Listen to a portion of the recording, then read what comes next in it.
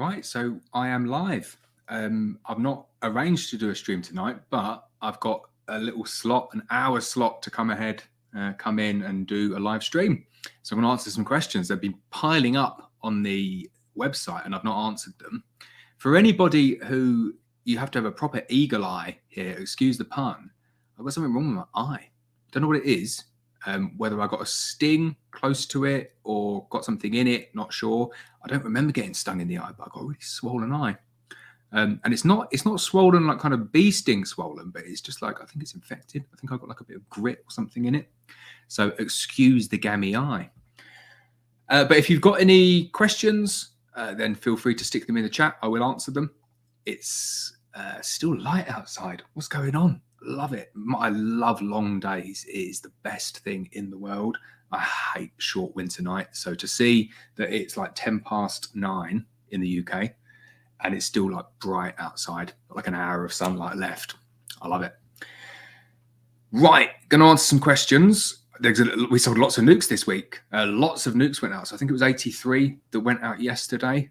And I've been battling with Royal Mail all day, trying to get them all out to people. There are a couple of nukes that are still sitting in mail centres across the UK. Hopefully the bees will be okay. They should be okay. They're generally okay in the post, and it's not been really, really hot today. We fix any problems if they do arise. So if you do have questions, stick them in the chat, and I'm going to start by answering some of the questions that came in on the website. I hope everyone's doing well, though. I have a peppermint tea today. Try not to get too rolled up before bed. So first question came in saying they left it too late to do a demoray, so they did a split instead, just split off a nuke. They're saying, can they still perform the demoray split later on in the year if the need arises? So yeah, definitely can do that. The demoray is so much better if you do it like early on in the year. Nice preemptive demoray. And I think anybody who did that and followed kind of my advice of doing it like first, second week of May, and you can't give a fixed, you can't say it's this, do it this time every year. You just need to go roughly when it's feeling right. But anybody who did a preemptive early demoray split this year, I reckon you'll be sitting on a lot of honey at the moment with your queen still there. So well done if you did it. I didn't do it on all of mine. Gutted. I didn't get around them in time. But doing a demoray now, it's not really like my ideal slot for doing it now. You've almost missed the opportunity to do the early season demoray. I find as soon as you get into the June gap, like the swarming just drops immediately, at least for a couple of weeks, or at least a week, like throughout the June gap. So I wouldn't do it at this point. It's like the worst point in the year to do it because you've got the June gap coming up and then you've got them going backwards and then you're potentially going to be taking a spring crop. So if you take a spring crop, you're removing that distance between the top box and the bottom box because you're taking out all of the supers. So I wouldn't do it now. If I was taking a spring crop, I would just take the spring crop and then just leave the bees to it and make sure they've got enough to get them through and then reevaluate in a couple of weeks. And if I wasn't taking a spring crop, I still wouldn't do it at the moment. I just leave them for a couple of weeks and then maybe do it as you move into the middle of June. Right, next question then said, hi, I started beekeeping last year with a swarm that had a horrible temperament. They quickly swarmed again, resulting in me in having 2 hives. The first hive, I requeened with one of your queens and they calmed down. Good plug for Black Mountain Honey Queens there. This year, I killed the queen in the second hive and went through the requeening introduction process 2 days before opening the tabs on the cage. The result was no queen and no eggs in the hive. I've now tried to requeen for a second time 3 days before opening the tabs on the cage, but again, no queen or eggs in the hive. Any advice? So I see this a lot. The thing that I would say is just do a test frame. You've got another hive there. Get a test frame of eggs and put the test frame of eggs in the hive. And then if they draw out queen cells, you should be okay. But I suspect they won't draw out queen cells and you'll either have like a drone laying queen knocking around in there, or you'll have a virgin, more likely like a runty virgin that's not laying anything, but she is still there. And that's what's killing the queens. So test frame is what I would do there. Next question says, will a mini mating nuke or apiary swarm if you can't sort it out fast enough, or is it too small to bother trying? Have you ever successfully got one through winter? Bit of a challenge. So they swarm all the time. I was doing my dash training the other day, and as we were standing there around some mating nukes, they're slightly bigger like the mini plus nukes, but they're not that much bigger than apidaias. Okay, they're like twice the size of an apidaia, and it swarmed And they do, they swarm regularly out of space. Or I found with apiaries, instead of swarming, they just abscond. So they just go. It's kind of like a small colony swarm. So yeah, they do. They regularly swarm. I've never tried getting them through winter because I kind of think, what's the point? Like, you might as well just, at the point of trying to get them through the winter, you'll know that in kind of August. So just upgrade them into something else is what I would suggest. Right, let's have a look at that next question. Right, so I said last time somebody asked a question and it was a bit long, and I think I got a bit of stick from someone for not answering long questions. So here we go. I'm going to answer a long question. It's actually 4 questions in one, but I will answer it. Right, so he says, when you say use a demo technique as a preemptive swarm management technique, if I see play cups versus seeing charged queen cups versus seeing capped queen cells, is that too late? So no, it's not too late. You can do a demo split when you see queen cells, but I do not recommend it. And I find it doesn't really kind of do anything to stop the impulse to swarm. Whereas doing it preemptively really does seem to not put them in the right frame of mind to want to swarm. So for me, play cups, charge queen cups or cap queen cells, it's irrelevant. Do it before you see any of those. Next one is follow on from that. So it's how many times do you do a demo in the season on the same hive? So I would say an absolute maximum of 3 times. More realistically for me, do it twice. Once in the spring, like kind of early May, maybe like middle of May, to get them through, build them up strong, get them to a point where you knock them back with a demo, and then hopefully get through to the June gap. And then I'll build them up again, and then I'll go for probably one more demo split after that. If you get very long seasons where you are, you could get away with 3. But I think for us in North Wales, 2 is about right. Third part of the question, he says, you mentioned, can't remember when, a technique of bruising a frame of stores from the brood box to get the bees to move the honey up into the super. Can you please describe bruising the frame? So I've had a couple of people ask me that question previously, saying, what is bruising? So bruising is when, if you've got, imagine a capped frame of honey stores, if you just got your hive tool or a knife and just cut all of the cappings off, that would just be called uncapping. What you want to do is just bruise the capping. So you're just running the hive tool along it. So you're not even taking the wax off, but you're just kind of almost piercing it a little bit and just separating the wax cappings from where it's fixed to the comb. It is quite hard to describe it. I'll have to do a video showing exactly what it means. And then the final question, he says, I'm currently on a single brood using a flow hive super on top. The bees want to swarm, and I've been doing a reactive demo, which then uses the super seizure cells to create 2 nukes. I want to overwinter on brood and a half. When is the best time to introduce the shallow box without having the nectar flow stored in the shallow box, which would leave the flow hive super empty? You can see why sometimes I don't answer the longer questions. Not because I don't know the answers. I just forget kind of halfway through what the beginning of the question was. Right, so I'm going to have to read it again. Wants to overwinter on brood and a half. When is the best time to introduce the shallow box without having the nectar flow stored in the shallow box? Right, okay, I see what you're saying now. Do you know what my challenge back would be? Just overwinter on a single brood box. It's overcomplicating it, adding the shallow in there as well. I don't think many bees need that. Like I have prolific bees, like super prolific bees, and they do fine on a single brood box. A lot of them are single 14 by 12, so they're still quite big frames, but I have some on a single national and they're fine. But you're on a flow hive, so you're on a single, either an 8 frame or a 10 frame Langstroth, probably going to be an 8 frame. That's plenty big enough. So my suggestion would be don't put the additional half in. The other suggestion would be is put it in early, let the bees fill it up, and then very quickly nadir them so it ends up at the bottom, and then that way they should kind of leave it and not really mess around with it too much and continue to put honey upstairs in the flow super. Right, final question, and then I'll come and answer some of the ones in the chat there. Right, he says, question 1, can bees swarm without capped queen cells in the hive? So yes, they can, but on the first pass, I would say it's very, very rare.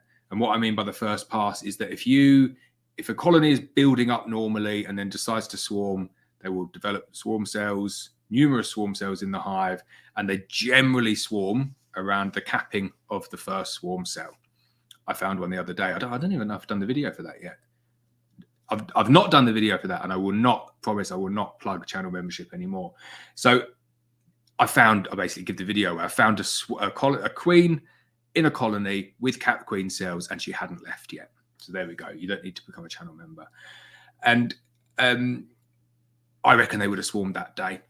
I reckon they would have swarmed within the hour because it was nice weather, and they do generally go around that time. However, if you take down all of those swarm cells and just say to the colony, right, I've taken down all of those swarm cells, please don't swarm, you can get them swarming before the next round of swarm cells is capped. That does occasionally happen. They just go early. There's not really much timing to it that way. So they can swarm without a capped swarm cell, but it's generally on like the second time round that they have a go at doing it. And then question 2, this is it's like the simplest question in the world, but it tricks a lot of people. I've been caught out on this loads of times. What are the signs that your bees have swarmed? So you'd think it's obvious. It's like half your bees are gone, and you've not got a queen, and you've not got any eggs, and you've not got any brood. But you know what? If you go on holiday, say for a couple of weeks, and on the, I don't know, maybe day 5 of your 2-week holiday, your bees swarm, and then you come back a couple of weeks later, like you won't see any noticeable difference in the amount of bees. You just think everything's normal. The bees will be bringing in pollen, because that's a myth that bees only bring in pollen if there's a queen there.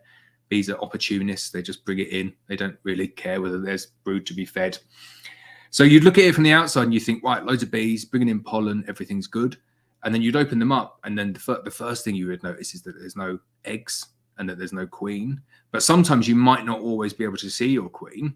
And then sometimes throughout the season, the colony does go on a brood break as well. So you could be seeing all of those things and the bees haven't swarmed. So it's like kind of like a simple question, but like slightly more complicated question as well. I would say throughout the season, from say April through to August, maybe even July, if you're a bit further down south or somewhere else in the world, if you're opening up your colony and you're not seeing eggs, I reckon they've swarmed. That's kind of the way that I see it. If I open them up at that point and there's no eggs, they've swarmed. Gutted. I've lost a few swarms this year, I have to say. And I know it's like BBC News as well, isn't it? But how many swarms are there this year? I've never seen so many swarms. And I'm probably averaging like 4-5 calls a day. People saying, got swarm, do you want it?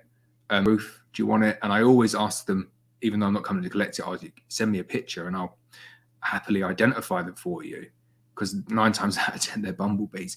Every single one this year has been honeybees up in people's roofs, and it has been going crazy this year. So hopefully it calms down a bit now. Right, I'm going to go through the chat. Right, Ken Lutz says treating swarms. Not sure what that question's about. Do I treat swarms? I don't really do much. I don't catch them anymore. But I did. I've given it away. I did catch a swarm the other day, only because it was someone who asked me very nicely if I'd go and collect a swarm, and I did. But I don't treat them. No, you could. It's a good time to treat them. I see people doing it with oxalic acid because they're completely broodless, and any phoretic mites that are on them, if you zap them, perfect time to get the mite load really low. But you can treat them. Good time to treat them. Alan Malone said he had a swarm overheat and die in a nuke, even though it had ventilation. Is this common? It's so annoying when that happens. Have you got top ventilation and bottom ventilation? Because it is really important. Like the Paines nukes are great for this because they've got good top and good bottom ventilation. But also my little tip for you here, if you've got swarms, because they cluster up and they overheat, is get a little water sprayer, and we spray the nukes as they're going out. But with a swarm, if you've got the ventilation, you can pretty much soak them with water, and all they do is they just fan it off, and then they can cool themselves down. They have like their very own air conditioning unit. Mary, is it Marie or Mary? Sorry. How can I tell if my hive is queenless? My bees are very busy, but no eggs or larvae. They have already swarmed. I'm in North Scotland. So that's very similar to what I said before. If you've got another colony, do a test frame. That's the best way to do it. If you add a test frame, so that's just a frame of eggs into your colony, if they draw queen cells, create queen cells, then you've not got a queen and they are queenless. If they don't and they just turn it into worker brood, then there is a virgin running around in there. If they swarmed, like from the point in which they swarm, you're not even going to have a queen going out to mate for like roughly a couple of weeks after that, maybe 12 days or so. I'll have to get my queen rearing calendar out. But it's something around there. I think they go on day 8 when they cap them, and then the queens emerge on day 17. So you've got like 9 days in there, and then you've got to wait for them to become sexually mature. So it's about 2 weeks before they go out and mate, and then it can take another week for them to come back into lay. So give it, I would say, at least 3 weeks, maybe 4 weeks from the day in which they swarmed to the point that you really should be seeing eggs. So if it's like a week since they swarmed, you're definitely not going to be seeing eggs yet. So you can give it a little bit longer. Rick says, hey, Laurence, keen to know what you feel is the one thing that contributes most to your success in the beekeeping industry. Oh, that's a very nice question. Nice that you think I'm successful. I sometimes look at it and think, oh, bloody nightmare, bees. Well, the very simple answer is YouTube. Yeah, I love it. Absolutely love YouTube. I would kind of just, I think, blend in to the crowd without it. And it gives me an outlet to be creative and have some fun and talk about the thing that I like to talk about and film it and just do good, cool stuff. And then people are very kind and they support me in my business. So they buy our queens and they buy our nukes.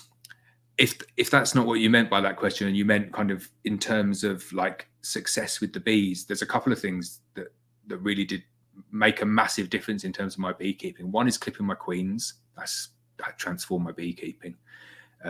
Because it means that the number of bees that your queens can rear, or that your bees can rear over the course of the season, like you keep them all, you don't lose any of them. So if you've got, I don't know, like 1 million bees, and I know people like to say, 10 million bees or something like that. So you've got 1 million bees and you lose 50% of them, you've only got 500,000 bees. And the difference between the amount of honey that can make is obviously 50%. But by clipping the wings, you never lose them. So you can just, when the colony swarms, you go into the apiary, pop the swarm into a nuke, and then you can just recombine it back again. And you've just constantly got all of your bees there. And they're kind of like, it's a bit logarithmic with bees in that if you keep more bees, the more bees you have, the more bees they can create. And it's this like logarithmic scale. So instead of getting to a point where your bees swarm and you lose 50% and it knocks you right back again, you're keeping all of these bees there, which means they can produce more and more brood, which means you get more and more honey, which is fantastic. And I know everyone this year is going to be sitting on like another ton of honey. And that's about it, really. But yeah, YouTube, love YouTube. I love that I get to chat to people online whilst drinking a cold peppermint tea. Danny says, hello, is the UK F1 Buckfast Queen still arriving in June? So yeah, middle of June, we're on track. I know we had a slow start, but the weather's been great. You can't ask for better. Maybe a little bit less windy, but it has been good. So yeah, probably middle of June. We started putting on there now that you can select the week. So just select the week that you want, and then we'll send them out. We're doing them on a Thursday this year. So UK ones will go out every Thursday. John Marco says, is there any way to get them to move uncapped honey up to the supers? So if the honey is uncapped, they will move it up to the supers. The only reason they might not move it up to the supers is if there's not enough space up in the supers. Simple as that. I wouldn't do anything else. If you're trying to get them to move capped honey up there, I would bruise it, place it in between 2 frames of brood. But uncapped honey, they will just move it there. If they're not moving it and they've kind of fanned it down and it's becoming frustrating, I would do what I said there, is get your 2 best frames of brood. Doesn't matter whether it's capped or emerging or eggs, 2 best frames of brood. And then in between those 2 frames, place the frame of honey that you want them to move upwards. And bees hate it. They kind of like look at you when you're doing it, saying, what are you doing? You don't put honey in between brood. So all they do is they just clear it out and it goes straight upstairs. And they'll do it kind of within an hour. Really good fun. Right, James Crouch says, just had a fun experience. Set some virgin queens in some mating nukes. A couple of hours later, I walked out and caught a queen in front of an established hive on a stalk of grass. that sounds like great fun. I remember back thinking with mini mating nukes and trying to run virgins in. They swore there. They are very, very difficult to get right. I don't like introducing virgins that way.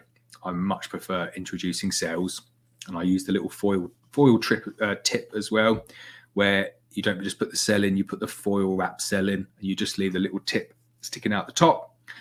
I find I get much better introduction that way around.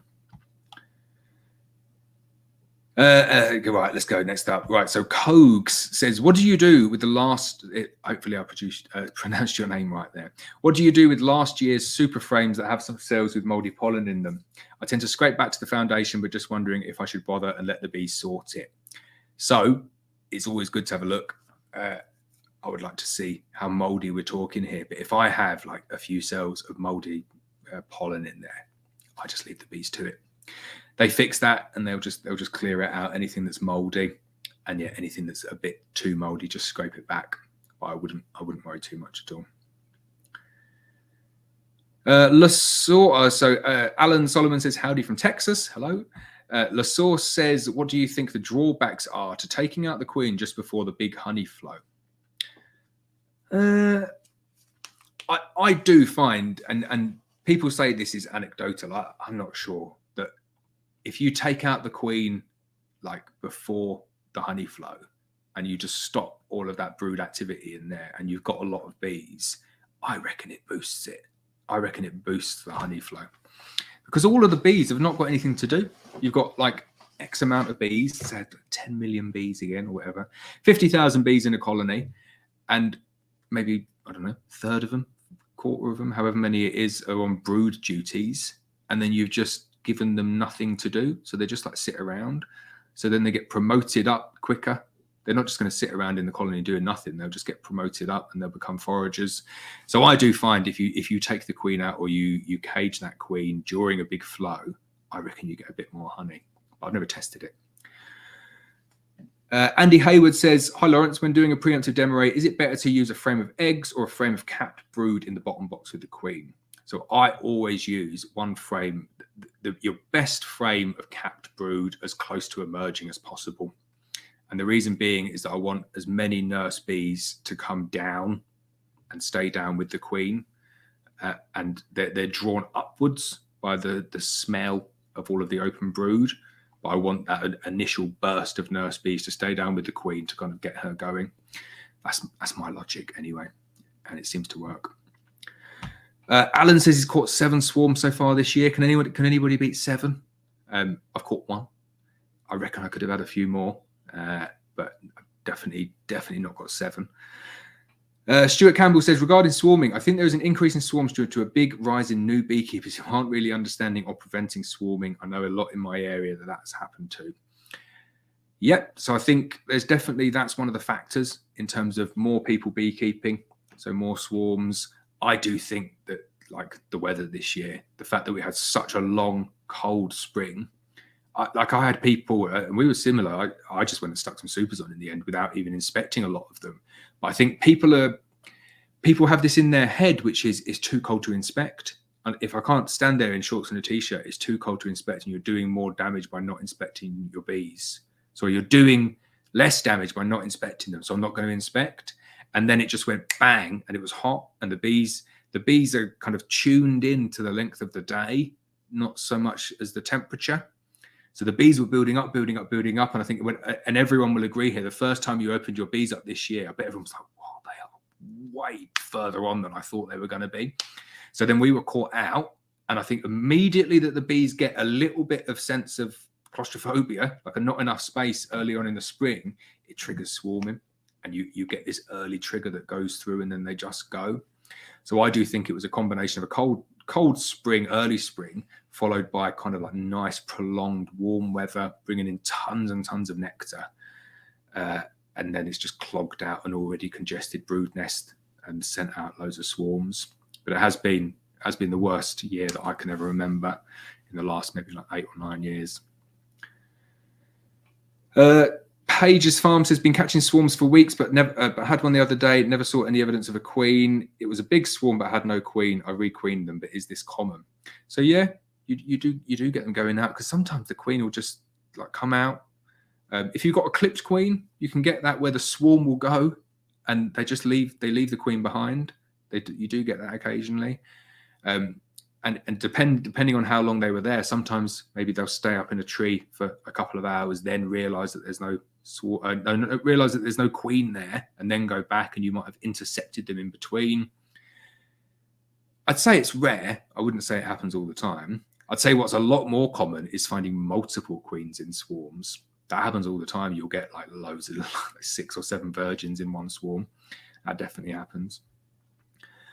Alan Malone says the swarm in the nuke only had top ventilation, so going to put in a mesh floor in it too.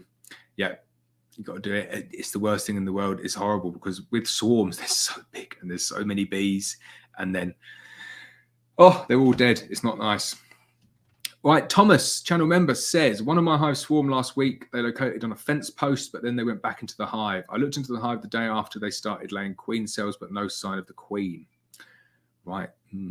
So that what could have happened there? So I reckon what's happened there is that maybe you missed the first swarm.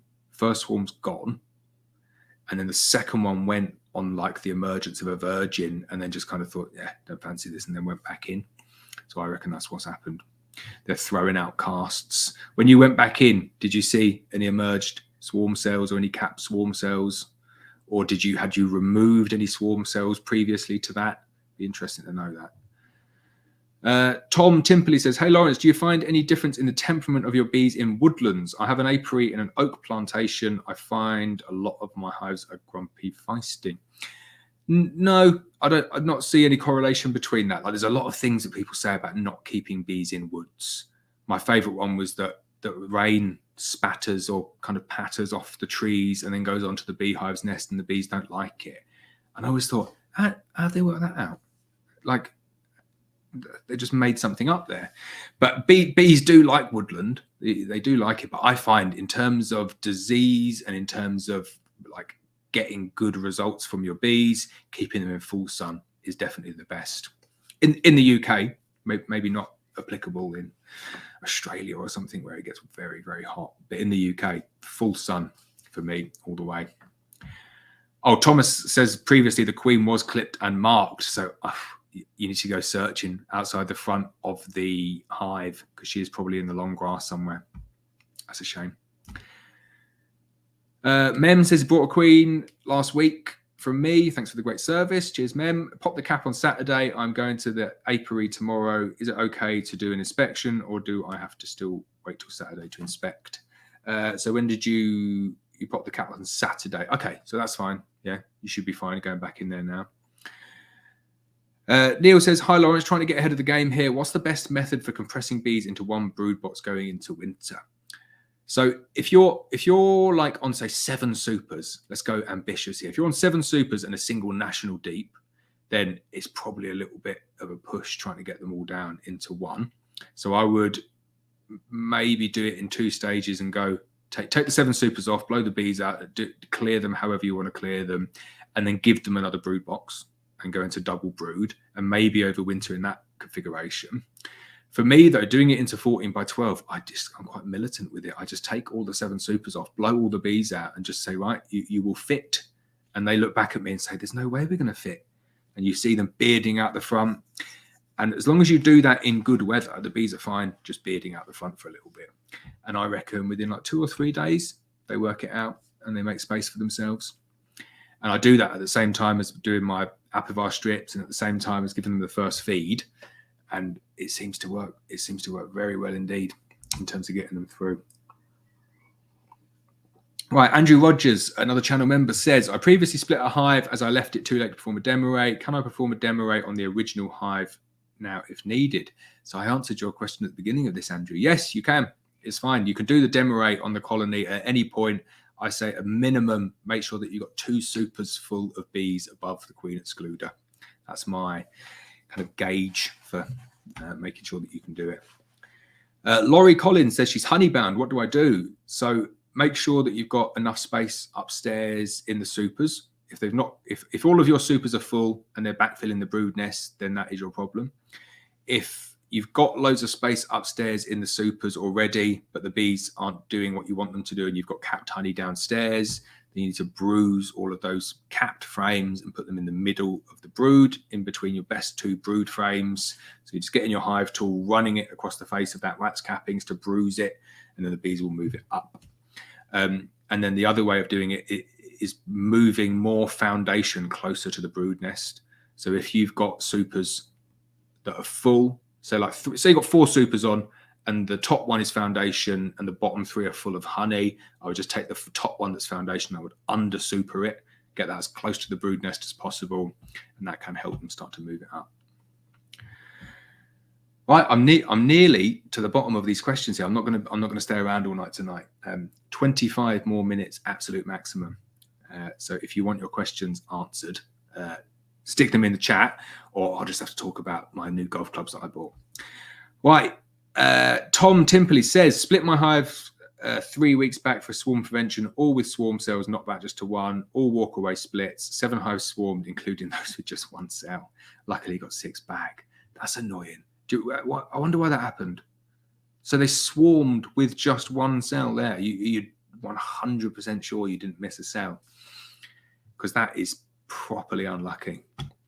I don't think I've ever had a colony swarm when I just left it with 1 cell.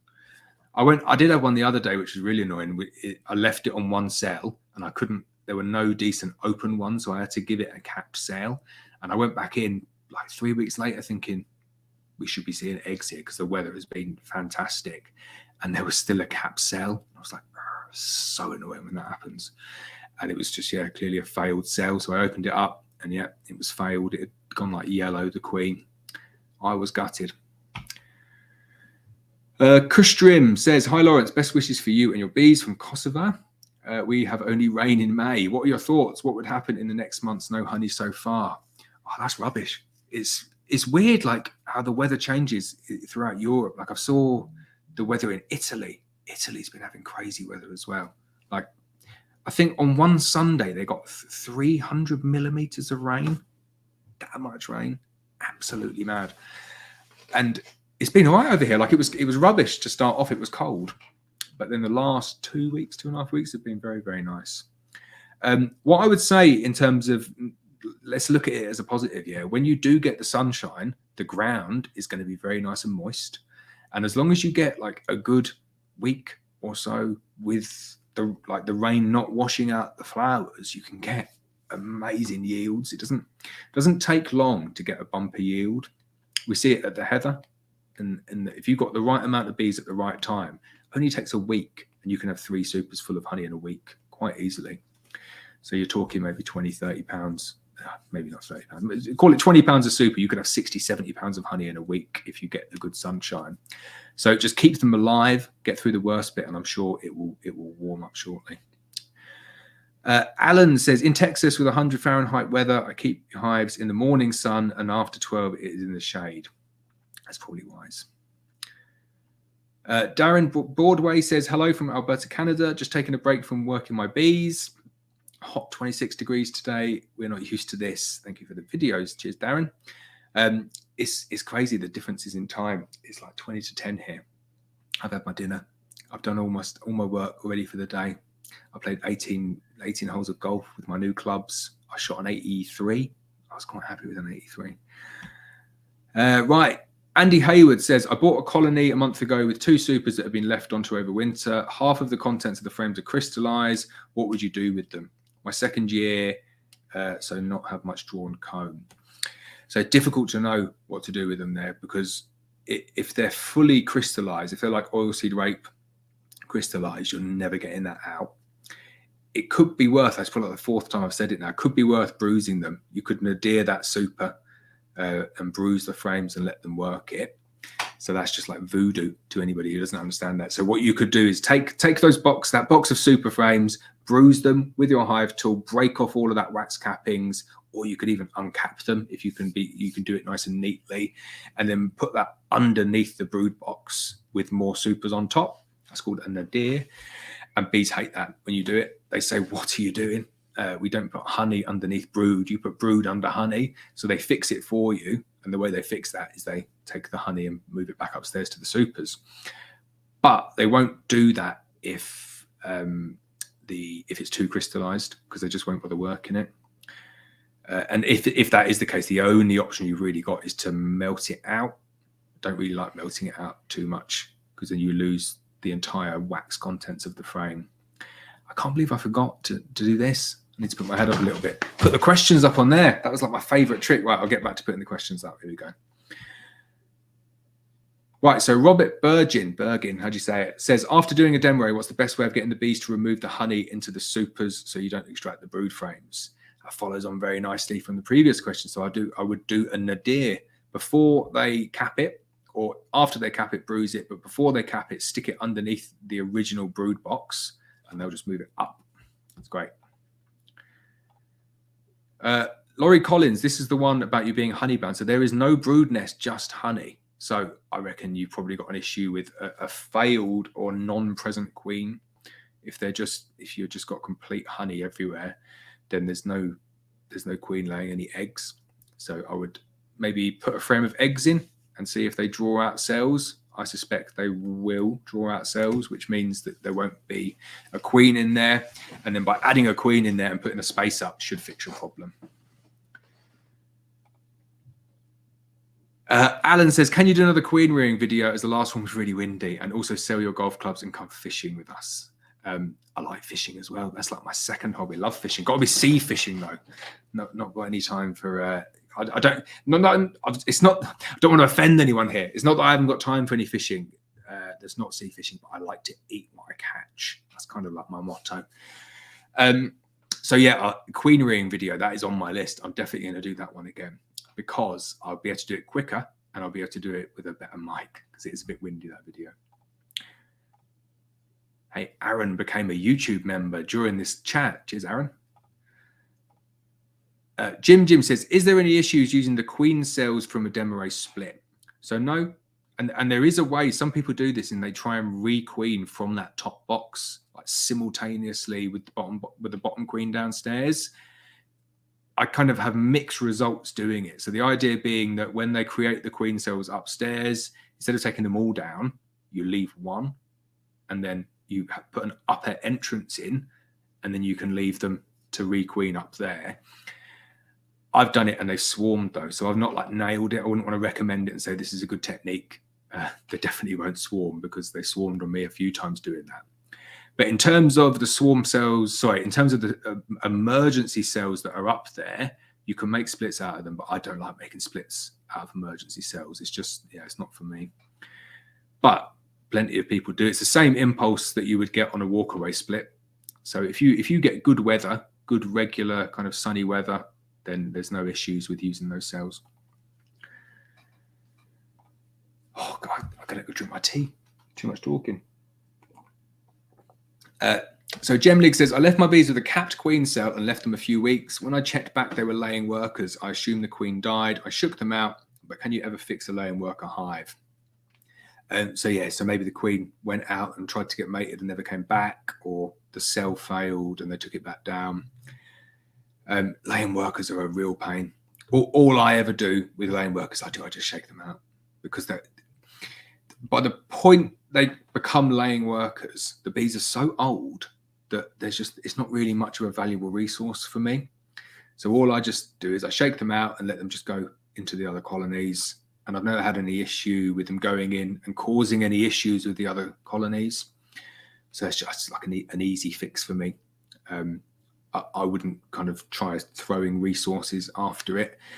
You can. This is what some people say you can do, is you add brood, but you don't add brood all at once. You just keep on adding like a frame of brood and then give it like 5 days and add another frame of brood. And you get them to a point where they become receptive and the bees become young enough to accept a new queen. But it's like, like frustrating way to have to do it, like trickle feeding this brood to a colony. So you can do that. I wouldn't recommend it though, because it's kind of quite long-winded. Adam says he's been trying to build his inventory of comb. What is the best way to choose frames to steal and save? Honey frames, brood frames, how do you store them long term? So I only store like my supers at the end of the year. I don't have inventories of, definitely not brood frames. not with the risk of disease. So that's not for me at all. And honey frames as well. Like we don't kind of actively store honey frames to give to colonies. If they need honey or they need food, we just give them sugar syrup when they need it. But then in terms of the ones that we do store, we just store our drawn out super frames. And I'm still kind of like 50-50 on whether you store them wet or dry. I like storing them wet because I think it's easier for me and the bees like it more. But it takes a little bit more work, I think, storing them wet, and it increases the risk of them robbing. So that's the only like negative for it. But my generally the way that I do it now is I will extract, put them back into the supers that they came, and then ratchet extract them between like 2 roofs or 2 crown boards, and then plastic wrap them, and then they just go into storage. And then they don't go moldy. You don't get kind of wax moth. Generally don't get wax moth on the wet ones because we keep them outside where it gets cold. And then the bees love them in the spring. Absolutely love them.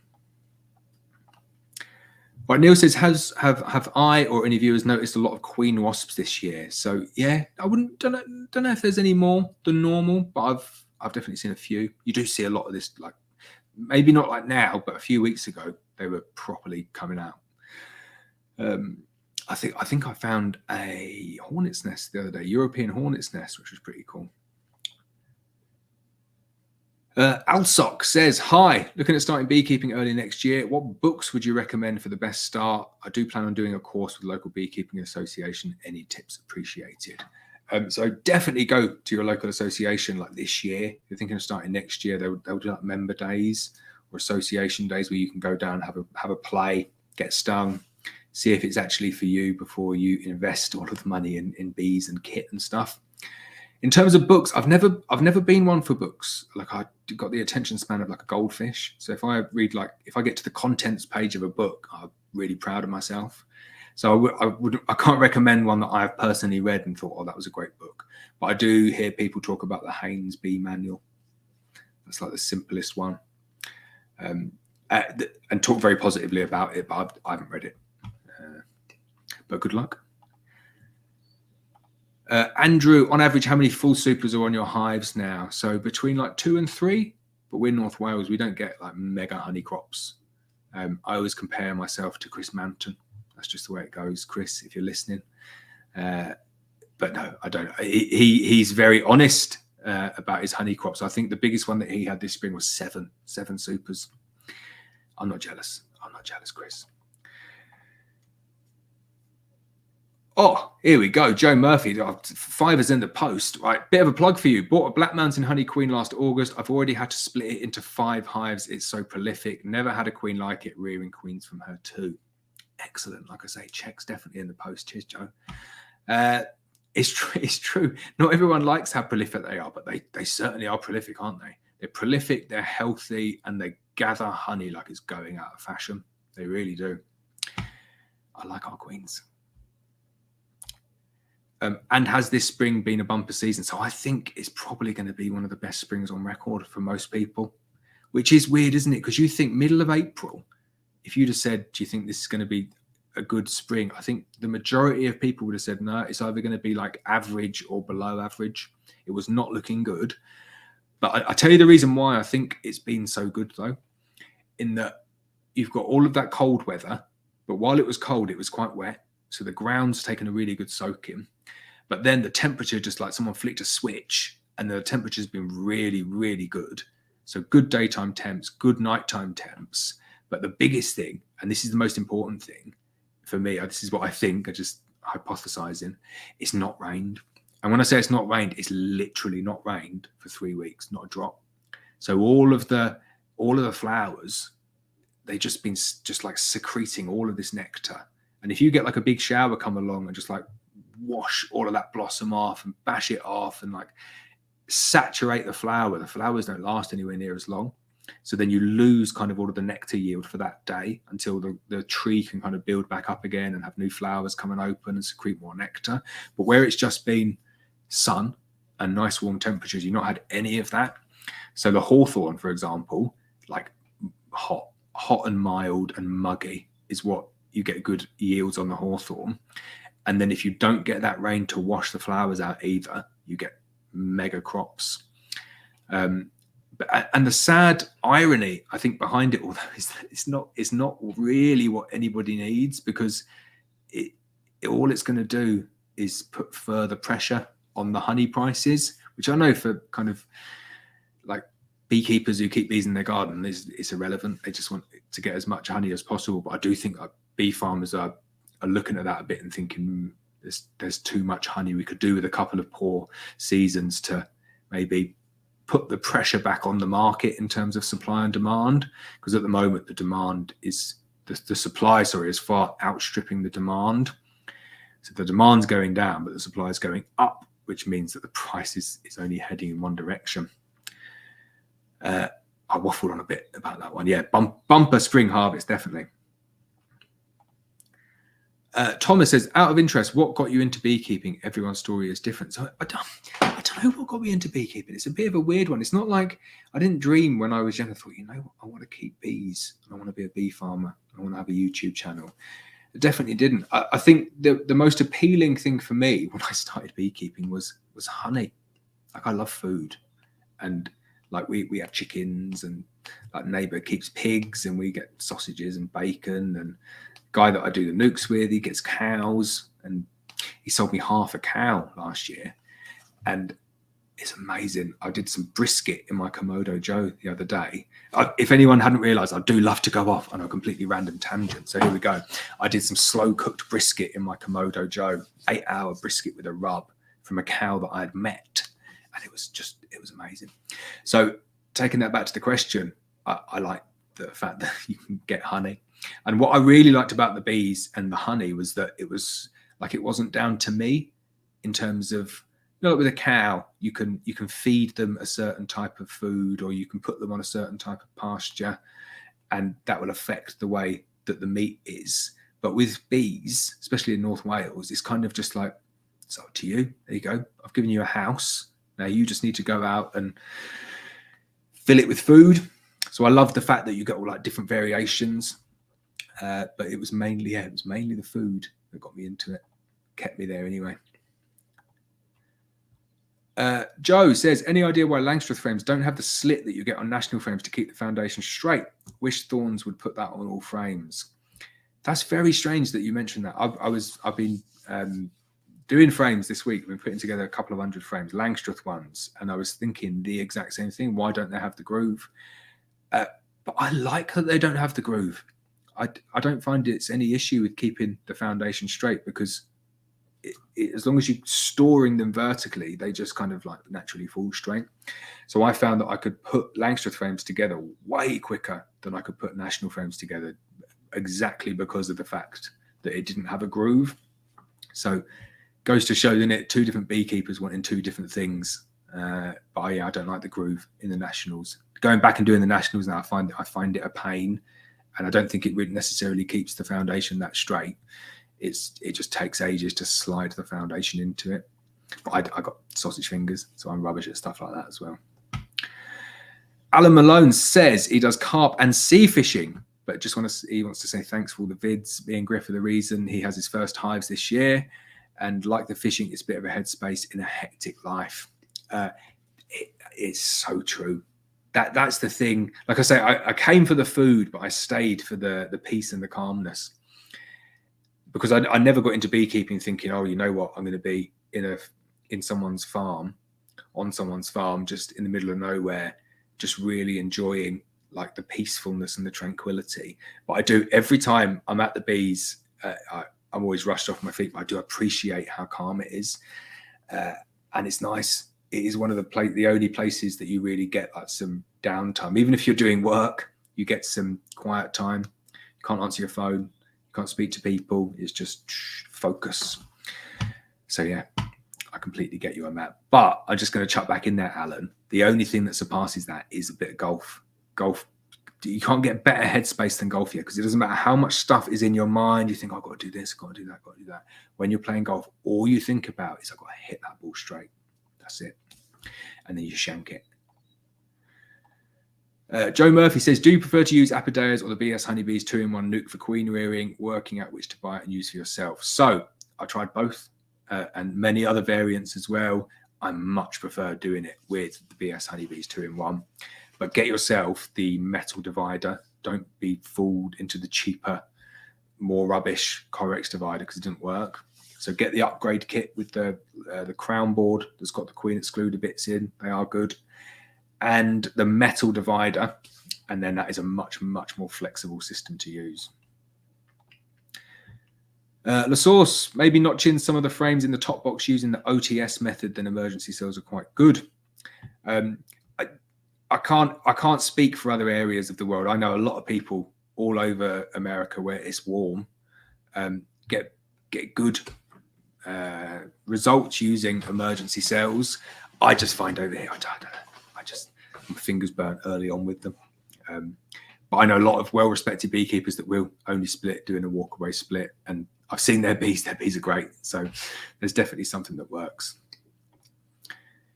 Keith Jenkins says, if there's lots of honey in the brood box, can you remove some of them and put new frames in? So yeah, you can definitely do that. It's a good kind of like swarm prevention technique, that just giving the bees foundation regularly. I couldn't do it because it'd just be storing honey all over the place. But yeah, it works really well. Giving them foundation in the brood box is a very good way to stop them immediately swarming. I think you've asked for this before, this one, Joe. I'll have to have a look. So he says, don't suppose you've got any hygiene and disease videos out, maybe a list of things for beekeepers to remember. See a lot of beekeepers very lax with the disease, would be good to raise awareness.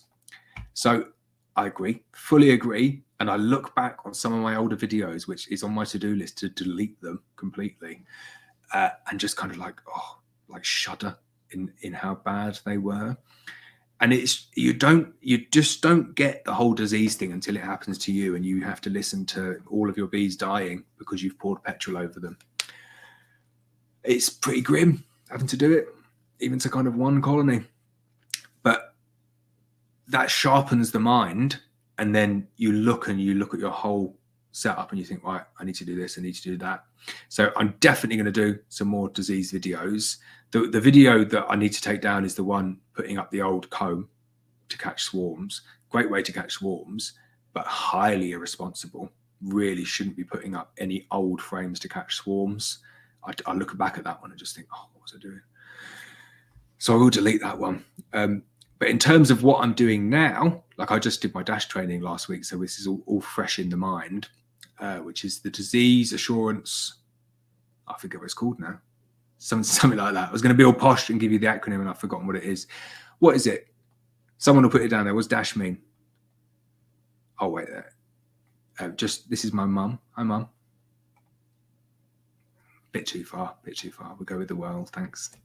If you can't do a live stream and get your mum to post positive comments on there, then I think you're doing something wrong. But that's very nice. Thanks, mum. And highly embarrassing at the same time. So we'll take that off now. Where were we? Right. So in terms of the things that I want to say, it's like the disease accreditation scheme for honeybees, something like that. I didn't just Google it. So Dash taught me loads of good things. And a lot of the stuff that I was doing already, but it gives you, it really, it sharpens your mind again in terms of what you shouldn't be doing. So the small things that I've changed and that everybody should do, I think now, in terms of cleaning your hive tool and your gloves between every single hive that you inspect.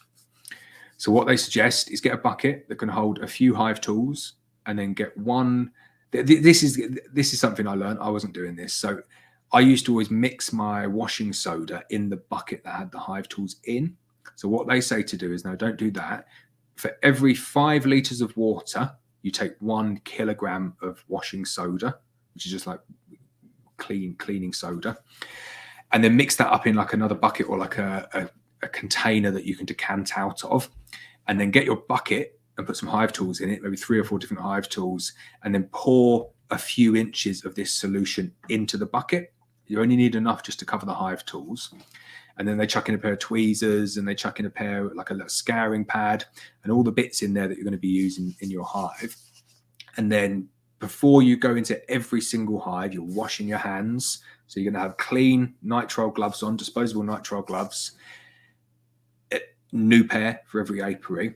But then in between hives, you're washing your hands and you're washing your hive tools, every single hive.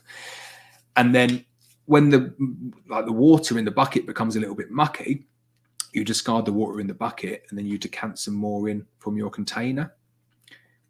So I like that. I wasn't doing that. I was just using a single bucket. And then I'd get to like the end of my inspections and I'd be like, oh, the water's looking a bit grubby here, but I can't do anything else. So that was a good tip. And then they were saying in terms of like disinfecting yourself between the apiary. So never getting into the suit with your, never getting into your car with your beekeeping suit on. That was a really good one. I was doing that all the time. Cleaning your boots. They had like welly buckets between apiaries. Now, a lot of this might seem like overkill.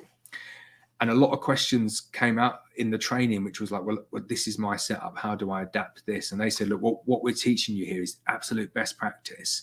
Take what works for you and make it work for your situation. So I would say, if you've got 2 or 3 beehives in your back garden, you don't need to be washing your wellies in between each hive. Not that they suggested doing that, but what you should definitely be doing is washing your hive tool and your gloves between each hive. And you should be using like washable nitrile gloves and not like big, thick leather gloves. Because what they say, and they say this happens every single time, they'll go to an apiary and there'll be like 20 hives all in a row. And they'll inspect hive 1, nothing wrong with it. They'll inspect hive 2, nothing wrong with it. Hive 3, hive 4, hive 5, nothing wrong with it. Get to hive 6 and they find EFB. And they say what always happens every single time is that the first 5, no EFB. Hive 6, EFB. And then they say to the beekeeper, what way do you work this? And they say 1, 2, 3, 4, 5, 6, 7. So they say, right, we're likely to find EFB. And they say after the first one, they find it always like in a big row all the way down. And it's because it's the beekeeper that spreads it. So it's the dirty hive tool, it's the dirty gloves. And they say what an easy way to fix that is to just wash your hands and wash your hive tool in between each hive. And it doesn't take long. I reckon it takes like maximum 30 seconds to go in and just wash your hands, get any honey off, pick out a different hive tool, give it a little scrub with some wire wool, and you're ready to go. It's 30 seconds. And all you're doing is you're putting in place a barrier in between a potentially infected hive and another hive. That's such an easy thing to do. Really is an easy thing to do. And I would recommend that everyone does it. So good question, Joe. I've spoken about it for nowhere near long enough. An important topic, that one. Jamaica Sound, hi there. Greetings from Italy. Very nice. I was talking about Italy before and the incredible rainfall that you've been having. Joe says, how far are we from there not being enough moisture in the ground for nectar like last summer? That's your only worry with this weather. So it's weird. We don't have this worry in North Wales. It just doesn't affect us whatsoever. It's strange. Like it could not rain again for the whole of the summer, and we'll just get like proportionally bumper honey crops for North Wales, because I think most of ours just comes from like deep-rooted plants. Hawthorn's pretty deep. The brambles maybe not so much, but the trees are okay. However, for down south, yeah, they need some rain. I think I've already seen people moaning that there's no rain coming in. So I think kind of the further south you go, the more you need a little bit of moisture. David Hay says, with the weather being so good, does this mean we will avoid the June gap? So I've already seen reports of people saying that there's like overlap with the bramble. So I really like the years where you avoid the June gap, because it gives you 2 things. It means that it gives you a few things actually. 1, the bees don't get grumpy during the June gap. 2, they don't starve, especially if you're taking off a spring crop. But my favorite one, and people never really kind of see this one, is that the season is kind of like a finite length almost, and it shifts. It goes like that. It doesn't kind of like lengthen or shorten by much.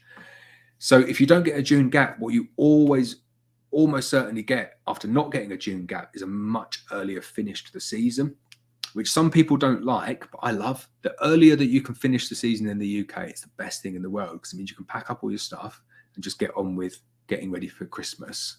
But for the bees, you get the best benefit, which is if the flow finishes down south by, I don't know, middle of July, just get the honey off and get your apivar strips in and do your varroa treatments. And by the time your bees come to produce their winter bees, they're in like perfect health with no mites, which means that like kind of the viral load on those winter bees is really, really low. And then you just get such good success in terms of getting the bees through the winter. So I do think there will be either no June gap or like a shorter June gap this year if we don't get the rain. I just chucked my mum back up there again. Hope you're still watching. There we go. Right, no more mums. David Bailey, channel member, says, would you recommend all plastic frames or is it better to keep with wooden frames and foundation? So I've got some plastic frames. I've got the frames and feeders ones, and I've got the Beehive Bits plastic frames with wax foundation. There's no denying it. The bees prefer the wax foundation. But I did some shook swarms the other day. I did a whole apiary shook swarm, and I shook swarmed it all onto frames and feeders. So like fully molded plastic frames. And they're drawing it out like, okay. I wouldn't say it's like amazing. It's nice. It's being nicely drawn out, but just not very quickly. But I didn't want to feed them after the shook swarm. You're not supposed to feed them for like at least 3 days so they can utilize everything that's in their stomach if there's any kind of EFB sitting in there. This was just a proactive shook swarm. There's nothing wrong with them. We had the MBU round last week. Was it last week? And they inspected every single colony, and I got the all clear. I was so happy.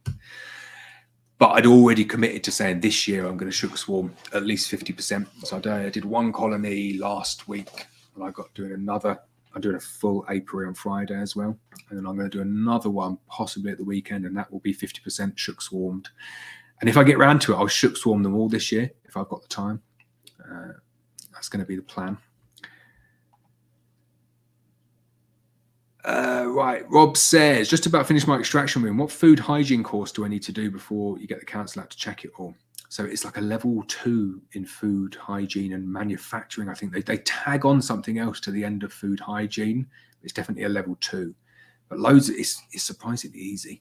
Loads of like online providers do it. I think it's like 25 quid or something, and you get a little certificate. It's like being back at school. Rob Bradley says, would you always take your hives down to one queen cell following a swarm or a split before leaving the hive to requeen? So yes, I do not get the people who say leave one swarm cell and leave one just in case. They just swarm on the just in case one. So always, always, always take it down to one cell. That's my mum again. She's still there. Joe Murphy, do swarm cells make better queens than emergency cells, or is that a beekeeping myth? So I've got nothing to back that up, but I wouldn't use either. There's my food for thought. So swarm cells, I don't use swarm cells because I don't want to propagate swarmy bees. Could well be another myth, but I do find that like the bees that swarm are the bees that swarm. You really do get that. Like they'll swarm once, and then you think, right, they've swarmed once, so I'll let them build back up, and then they swarm again. Like some bees are better at swarming than others. And then the emergency cells, I don't like doing that because they're kind of like it's the emergency response feeding larvae at the wrong age, as opposed to them being completely queenless and you giving them like a day 4 larva, so an egg that's just hatched as a grafted cell. And then also the final thing is that you're not selecting, so you're not improving your colonies there. And if anything, you're selecting for the wrong reasons. So you're letting the bees select by they're saying, right, we're swarming, so therefore this is the colony that you're going to use to propagate, as opposed to you looking at your 20 colonies in your apiary and saying, this is the one that I'm going to use to propagate, or you're buying in breeders. So I wouldn't use swarm cells and I wouldn't use emergency cells, but I would graft. Right, so this is getting ridiculous, Mum. If I were a bee, what would be your favourite flower? It would be a dandelion. Mem, what is the first video you did? So you can filter it, you know. If you go into the channel, there's like 1,200 videos on there. And the first one, I'm pretty sure, was, I can do like videos and stuff, and I haven't worked out how to do it yet, though. I'll tell you what, let's go crazy and let's try and find it. You have to bear with me. So I'm just searching for it now. But there's 1,200 videos on here. And if you're not aware, this is me trying to do something else and talk at the same time, which I'm not very good at. Right. So if I try and share my screen, I want to say, can you see that? But you can't get back. So you should be able to see that.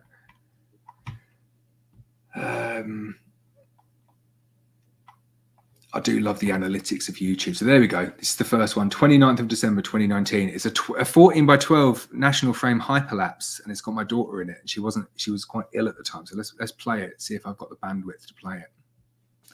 Here we go. She was really ill, and she was just lying there ill with my dog. And that was me just making frames that I didn't need. And I think she kind of climbs on me for a bit. And then I gave up, and then thought, this is too much. So there we go. That was my first ever video. Did that work? If someone could just give me a thumbs up and said that worked, that would be good. We can have some more fun. Do that again. But yeah, that was my first video. It was riveting, absolutely riveting. I tell you what, talking of YouTube videos, God, I get some serious grief from people loading them up with clickbait. So people may have noticed that yet, but in my defense, clickbait is something like you click on something and it's just completely different to what you thought it was going to click on. So you might see something like, oh, Donald Trump has been killed. Click on this video, and you click on it, and it's like a video of a bee just buzzing round. Like, that's clickbait. And that is a YouTube term when the YouTube algorithm used to be based on, if you clicked onto the video, that was it. You got the click.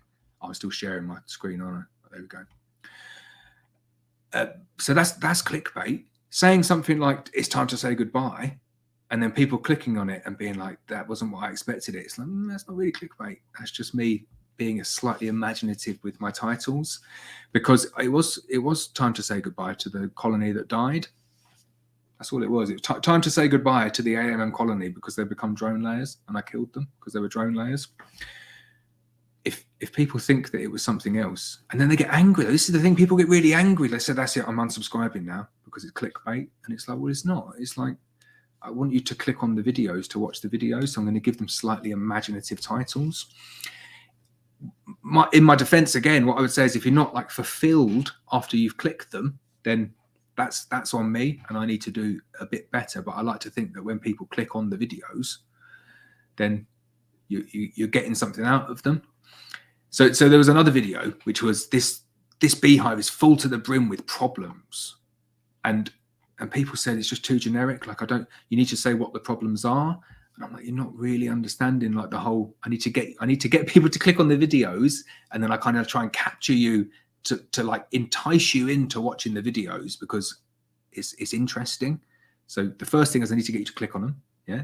So if you click on the videos, then it's my job to make it exciting for you. If I just said the title of the video was this colony is a drone laying queen, and I've opened it up and it's got drone brood, so I'm going to kill it, I don't think anyone will watch it. Or I had another video which was, you won't believe what's inside this abandoned beehive, and someone said that's completely misleading. You should have called it beehive inspection and moving colony 12 feet. And I just thought he needs to get himself a job in a newspaper, like a high level newspaper, because that is quality tabloid work. But yeah, there we go. Sorry, proper tangent there. I'll get back to standard beekeeping questions. Sorry, ma'am. Yeah, I did not. You would think that my mum would give me the heads up to say she's going to come on here and spam. I had my little brother spamming me on here as well before. So Thomas says, why don't you use bee escapes? Interested to know. We use them. Didn't know if they're. I'm going to finish the rest of the question. So I used to use bee escapes. You'd have like porter bee escapes, and then they just get filled with dead bees, and they're just no good. Rhombus bee escapes are good though. I got a couple of rhombus clearer boards. They are good, but I found when I use the rhombus clearer boards, there's still a few bees left over. So I don't want to take any bees in the back of the truck. So I'd end up going and doing the clearing with the rhombus clearer board and then using the blower to finish it off. And then I thought, I'll just blow them off. If I'm going to use the blower anyway, what's the point in the rhombus clearer boards?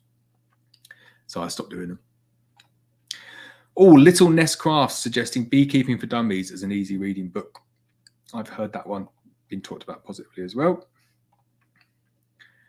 Joe Murphy says, you've reminded me, where do you get your disposable gloves from? Trying to get some with longer cuffs. So I was given a box by the people who sent me all those gloves.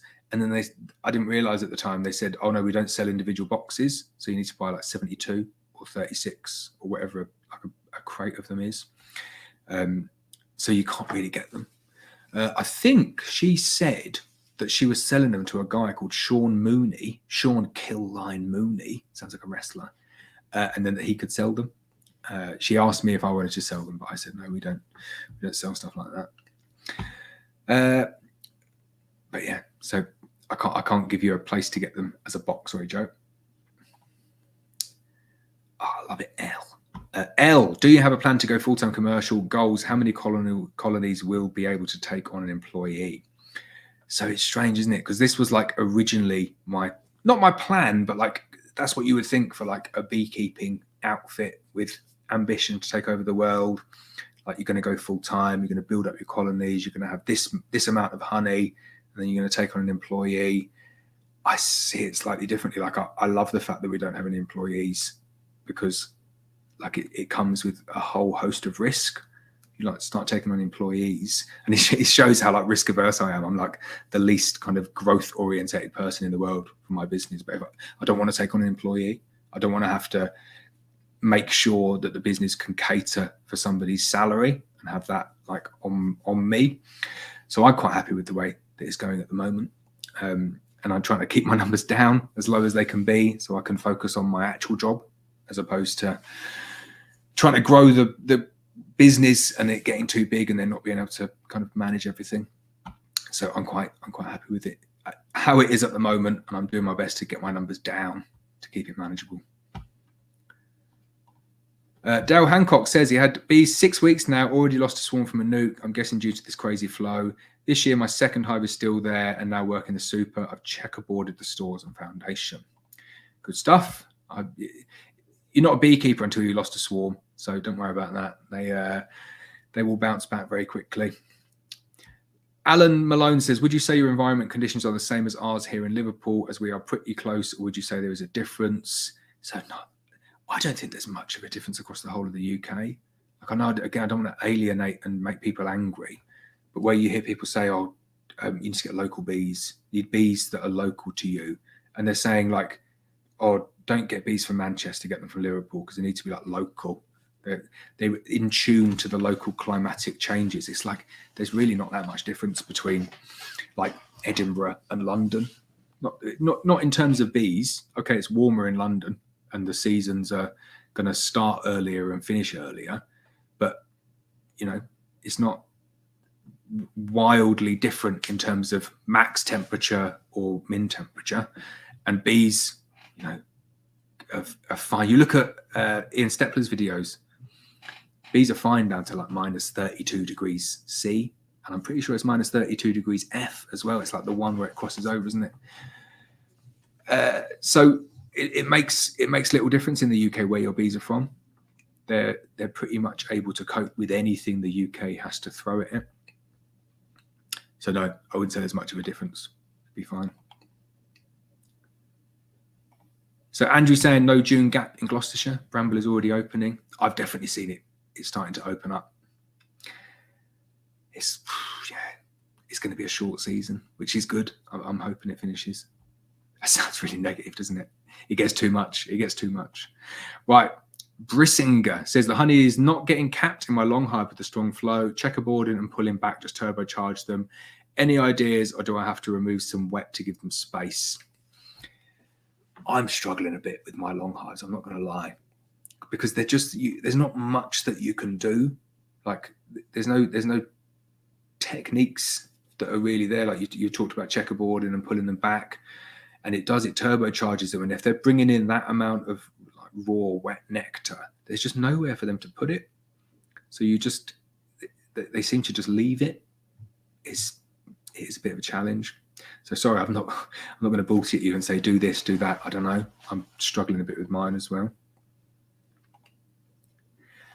Alan says, if he likes all 1,200 vids on my channel, can I spend a beekeeping day with you? It's a bit weird. But yeah, why not? Come down. We'll have a cup of tea. Peppermint tea. Cold peppermint tea. That's one good point that you got there, though, is got 127 people watching here.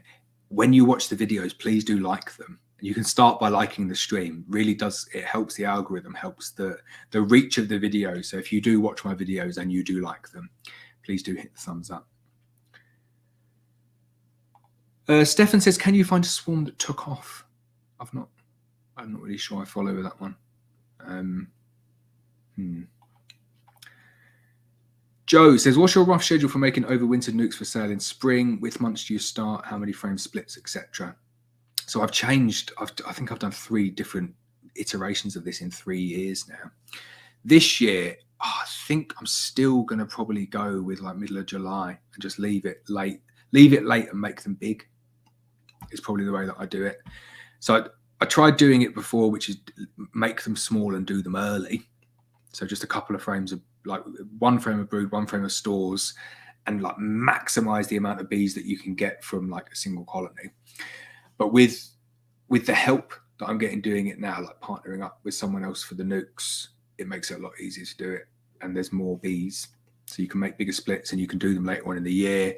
You can't make late splits small because they just get battered by the wasps, absolutely battered. But that's probably around the time it works well for me. Like middle of July, there tends to be tons of brood around that stage and you can just pinch as much as you want. But I would say if you go middle of July and go with a 6 frame nuke and go with like 2 or 3 frames of capped brood and then just like a good shake of bees, fill the nuke with bees. And you shouldn't need to feed them, and then get the apiary strip in early. That's a good tip. Don't if you're keeping them on a separate site, so you've got a nuke site, don't just think that apiary you do that at the end of the year. Your nukes, you're not taking any honey off them, so you can do apiary really, really early. Like you can start it middle of June if you wanted to start it middle of June, and that's just a good way of getting the mite load down as low as it can go. And then you shouldn't really need to feed them. If you time it right, you don't need to feed them to kind of stimulate them to get them growing because you've put loads of bees in there anyway. And if you've done them early enough, then there should have been enough of natural forage to get them heavy enough going into the winter. So I think that's what I'm going to go with this year. We kind of like still fine tuning it a bit. Oh, yeah, it's a good point, Mum. Why are you not a channel member? I'll refund you. I can do you a refund. Is Jonathan sending me another queen? So no, I've not contacted him. I've got a lot of hate on that video. I'm not going to lie. A lot of people like it kind of rubs people up the wrong way talking about AMM queens for some reason. But also, like I thought I was doing the right thing there. Let's do a fair comparison between buckfast and the purest of AMM that I can get, which is like, you know, supposedly pockets of good AMM in Northern Ireland. So let's get an F1 from a good breeder out there. But that wasn't good enough for some people. They wanted 15 AMMs in a dedicated AMM apiary because doing it on one isn't a big enough data sample. And I get the argument, but it's not just all about experimenting for YouTube. So I might get another one. I might not. I don't know. Thanks, David. Appreciate that.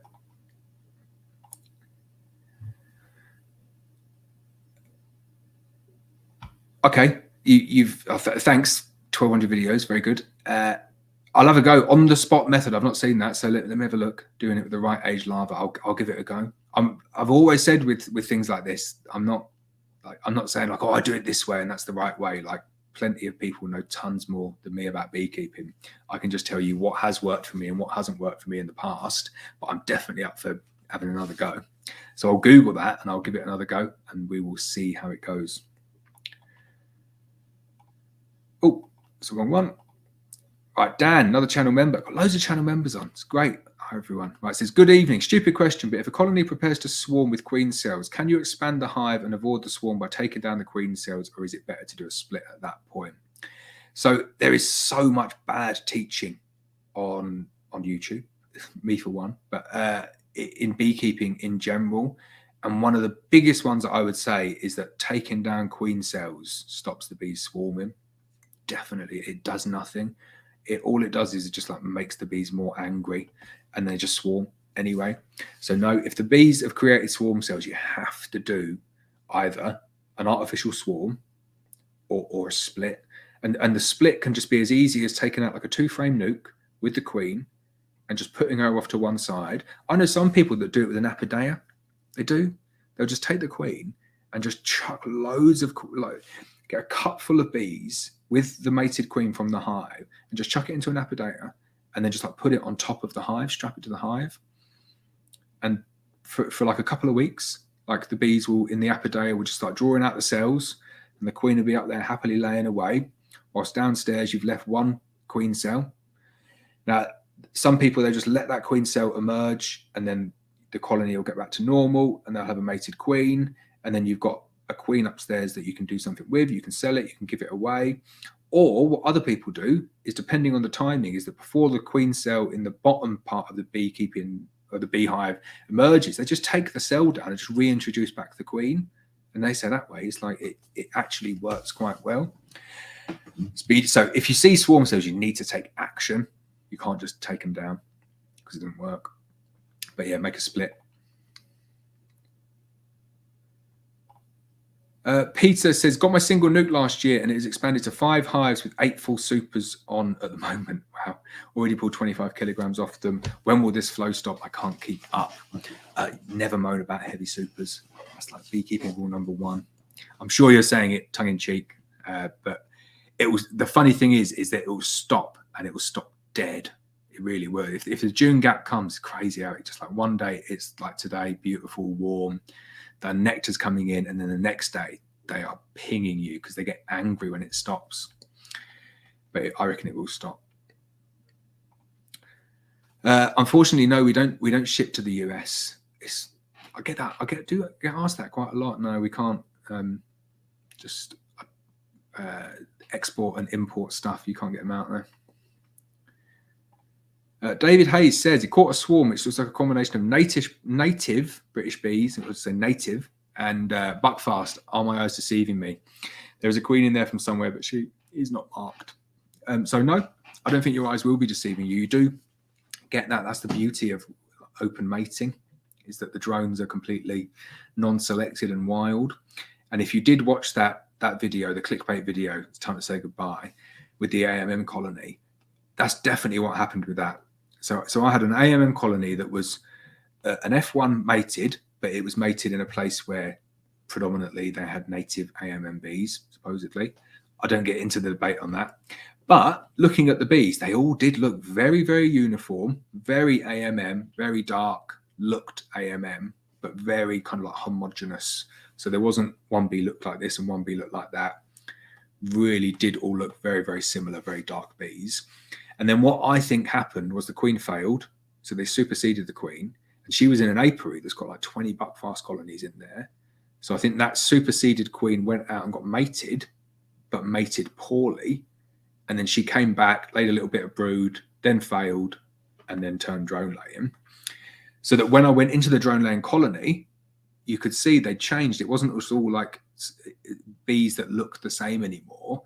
It was bees that some that were dark, some that were a bit ginger, and it's because they'd gone out and mated with kind of like wild native bees, and my buckfast bees as well, which gives you that mix. So you do get it. I've got a lot of colonies like that, like kind of locally mixed mongrels where they're just, some are dark, some are ginger. But yeah, you get it. Right, Louis, I would say Louis. Right, Louis says, hi Laurence, done a demo 6 weeks back. Bees are filling the top boxes, but have not touched the supers. One was foundation and not drawn it. Should I remove one or both or leave them on? So yeah, so probably did the demo a little bit early. I always say brood box full, and then you want 2 supers full of bees. And if you've got 2 supers full of bees, it means you never have a super full of foundation in there. But it's not the end of the world. If the bees are quite happily doing it, I would remove it though. You want to condense them back down and get them a little bit closer to one another. And then they'll start drawing it out. You don't want it like completely separate, like two completely separate different colonies. You want them almost attached together by bees, and by having a super foundation in there, you block them out a little bit. Flower Street Farm Bee says hello from Colorado. I like your name, Flower Street Farm Bee. It's a cool name. Alan says you did say you would get a few AMM queens to give it a fair test, as the chalk brood might have just been down to the queen you had, so it would be interesting to see. Yeah, I could get a few, but like every time I've had an AMM queen or like local dark queens, they just get chalk brood. Drives me mad. And there's no way that it's just like chance. It's a well-known fact that AMM bees are very chalky. It's true. I don't care what anyone says, it is true. They're very chalky. And I think it comes down to the fact that when like local associations breed for these bees, all they care about is just getting them as close to this pure AMM as possible. So they'll be looking for like darkness. They'll be looking for like the right wing shape. They'll be going off, getting it DNA tested. And if it comes back at 98%, 99%, they say, right, that's the one. That's the one to use. And then if you look at it and there's loads of chalk brood in there, they say, oh yeah, but that's the one that's 99%. So that's the one that we're going to use. So it seems to propagate this chalkiness. I've seen it many times with my own eyes that it does exist. Not to say that you're not going to get AMM bees or native bees that don't have chalk brood, but it just seems that like there's more colonies that do have it. And the one that I had was very, very badly infected with chalk brood. Right, Joe says, if I were to use a 2-in-1 nuke to make queens at this time of year, could I get away with putting a virgin, a frame of brood, a frame of stores, and nurse bees, and 2 frames of foundation? So wait, a frame of brood, a frame of stores, and nurse bees. That's 4 frames in a 3-frame nuke. Yeah, am I reading that wrong? I would just say, Joe, don't get carried away. Just go with a decent amount of bees in there. So 1 frame of brood, 1 frame of stores is fine. Be careful with adding virgins. It's much easier to do it with cells, I would say.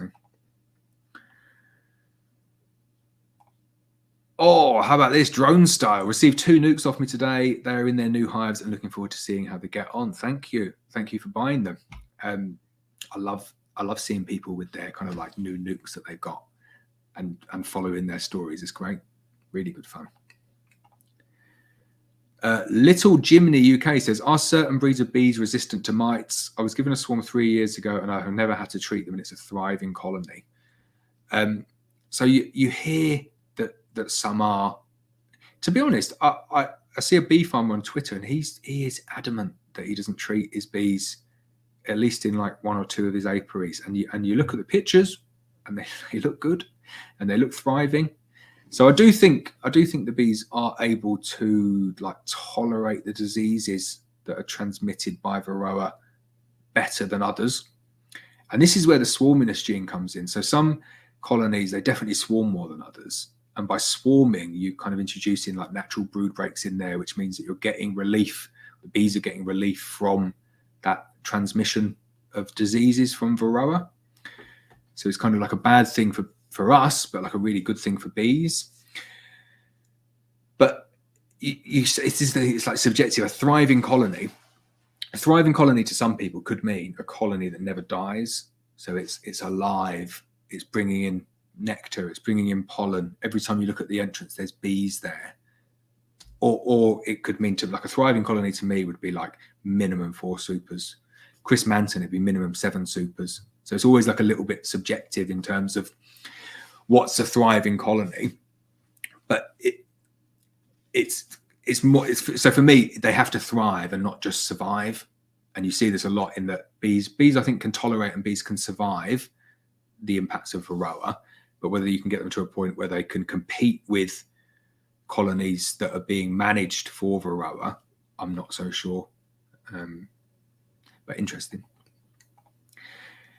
Aidan says, hey, I've been watching your videos by broadcasting them to my TV. My mum said she is going to charge you rent as you've been I've been in the living room. I bought 2 nukes 2 weeks ago and caught a swarm. So hi, Aidan's mum. How you doing? Send me the bill. I'll pay that, no problem. I like watching it on my telly as well. Bit of YouTube on the telly is good, isn't it?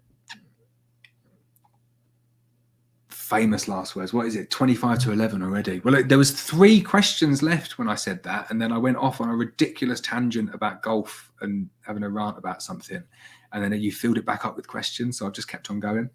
I'm less than halfway through my cold peppermint tea now. I'll go a little bit longer. My wife's left me. She's gone, completely left me. She's on holiday for 2 days. So like, I even talk in the style of a YouTube title now, don't I? My wife has left me for a 2-day holiday. So I can stay up all night now. Normally she's kind of in this room here texting me saying, just stop talking so loudly. And tonight she's not here, so I'm on my own. I just got Jasper. Does anyone want to meet Jasper? Jasper, come. See if we can get him in. See him there? Jas? Not interested. He's out for the count. I will go on for a little bit longer and finish my tea. So Stuart's got 20 hives here in Scotland, a mix of Carnies and Italians with 2 hives of AMM. How do you find the differences between the 3? I'm going to scroll down to the bottom and you're going to tell us what the differences are. Do any of them have chalk brood? And if they do, is it the AMM ones? You hear it from Stuart now. Aussie Beekeeping says, morning, Laurence, 7:30 a.m. here. Would you mind starting your lives at 2 a.m. your time so I don't miss out? So I could do that, couldn't I? It was when I did the Bush Bee Man. Oh, I was knackered. And he delayed it by a week because something happened. So we did it. We were going to do it while I was on Greenwich Mean Time. And then we had to do it on British Summer Time. So it knocked it an hour forward. So I don't think we started till like 11 o'clock. I was knackered, absolutely shattered. But I've been speaking to Cayman Reynolds to see if we can do, I'm going to do live stream on his channel. And we're trying to sort out a time. And it's going to be a late one. It's going to be proper late. I think you're going to want to do it at like 2 a.m. So if you get an alert on your phone in the UK at 2 a.m. that I'm doing a live stream, make sure you get up. You've got to watch it as it's live. But no, really just catch up next day. It's fine. There we go. Great. I love it. Thanks, Stuart. You could have made me look really, really stupid there, or you could completely vindicate my point, which is AMM do have chalk brood. It's not to say that it's like the worst thing in the world. Chalk brood's going to kill the colony and it's terrible, but they do. They kind of all have chalk brood in some degree, to some degree. James says, do you keep a record of your hive inspection? So no, I don't. I used to try my best to keep records to the nth degree, but I don't anymore. The only records that I keep are like the VMD, so the veterinary medicinal records. That's not right, is it? VMD? No, it's the directorate, the veterinary medicinal directorate. I don't know. It's too late for acronyms. Those ones that you need to keep, which is when do you do your mite treatments. But I don't do hive inspection records anymore. And then I'll kind of like go for different things. That generally what I'll do, I've got my pen, I write on the back of the polyhive what's going on, like anything that's important. So if a colony swarmed, I'll just write on it swarmed, write the date. And then when I come back next time, I can say, right, I don't need to go in there for 4 weeks, whatever. So I just write down the important stuff. Arctic Beekeeping says, how is the honey flow? What's the average honey crop for May in your area? Here in the Arctic, it's actually snowing today. Just horrible. One of the worst Mays I can remember. I don't want to rub salt into your wounds. I feel really bad now. It's been absolutely amazing down here. It really has been the best late May we've ever had, I would say, because everyone's completely full. Crops, supers are full. It's different. North Wales, we don't get loads of honey, so we're never going to get bumper crops. But I would say average, like on mine, between 2 and 3 supers, like jam-packed full. But further south, I have seen big stacks. I won't tell you about Chris's 7 supers again. Drone style, how far do keepers? Oh, keepers, that's cool. How far do keepers take their hives to the heather? The closest to us is Long Min, which is about an hour away. So that's fine. I know some people. Did I meet someone the other day, and they go to Scotland from like down south. They drive to Scotland because it is like next level heather up in Scotland, and enough heather for like everyone. Everyone gets a slice of heather there. But yeah, you can take them very far. Just make sure they're okay. So Peter says, if the flow stops and I don't take off the supers, will the bees eat all the honey? Yes, they definitely will. So they won't eat all the honey, but I've had it before where you get like a spring crop. Say you've got a couple of supers as a spring crop, and then you get the June gap, and then you get 2 weeks of rubbish weather, and the colonies are like peak numbers because you're getting past the equinox as well. So the numbers will start to go down a little bit. They just eat it all and it's gone. And you just think, oh, that's annoying. Could have taken it. But then if you do take it, then you've got to feed them because they will die otherwise. So it's weighing up what's more important to you, saving the time of not extracting, or kind of like maximizing the amount of honey that you can get, but it takes you longer because you've got to go back and feed them. We don't inspect. Oh, it's getting late now. I need to finish. We don't take our spring crop anymore, and we leave it on them, and then we just take it at the end of the year. But we're quite lucky. We don't have any all seed rape, so it isn't set, so we can just leave it on all season. I'll just double down. Only the 2 hives with chalk brood are the AMM. Both have it. Not bad, but it's there. That's exactly what we found as well. Right, I'm getting closer to the bottom. Right, I'm gonna speed up. So Tim says it was going to make splits of the queen cells. How important is it to avoid any eggs, young brood in the split? So no, that's fine as long as you've got enough nurse bees to go in there as well. That should be fine. Just fill them up. Alan says, why do you say North Wales doesn't get a lot of honey? What causes that? There's also heather on Mulfama. Yeah, so heather's all right. You get like a reasonable heather crop there. But apart from that, like there's no arable crops. So if you go down south, they go from the all seed rape to like the field beans, and they got the borage, and then you get like mega crops down there. And then they get all of the bramble and the wildflowers and the trees and the limes and stuff as well. And not to mention the cherries and the apples and all of the good crops that they get down there. Whereas up here, you just get sheep. It's just fields of sheep and grass. And then you'll get the hedgerows and you'll get the bramble and you'll get the wildflowers. But the temperature's not quite as good. And then the forage just isn't anywhere near as good. So I'd say we would average like 2 or 3 supers a year. That's probably our average, like £50, £60, something like that. Whereas down south, to getting £200 per colony is not uncommon in a good year.